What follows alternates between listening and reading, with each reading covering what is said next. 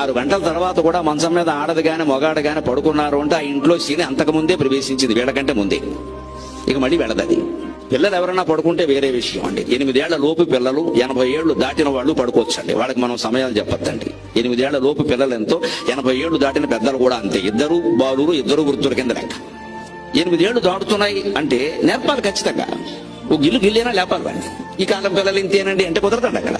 పోనీ వాళ్ళ ఉద్యోగాల కారణంగా ఇంటి నుంచి పని చేస్తున్నారు, ఏదో వాళ్ళకి పని 11, 12, 1 గంట కూడా అయిపోతుంది ఒక్కోసారి. అప్పుడైనా పడుకోమరాలి. అప్పుడు కూడా లెక్క 7 గంటలు లెక్క. 7 గంటల తర్వాత మళ్ళీ లేవాలి. నువ్వు 1 గంట పడుకున్నావు, 8ంటికి లే. 12ంటికి పడుకున్నావు, 7ంటికి లే. చాలు అంతకంటే. ఇంక పడుకున్నాం కదా అని 10 వరకు పడుకుని 11ంటికి టిఫిన్ చేసి 4 గంటలకు భోజనం చేస్తే వాడు ఆరోగ్యం పాడైపోయింది మొత్తం.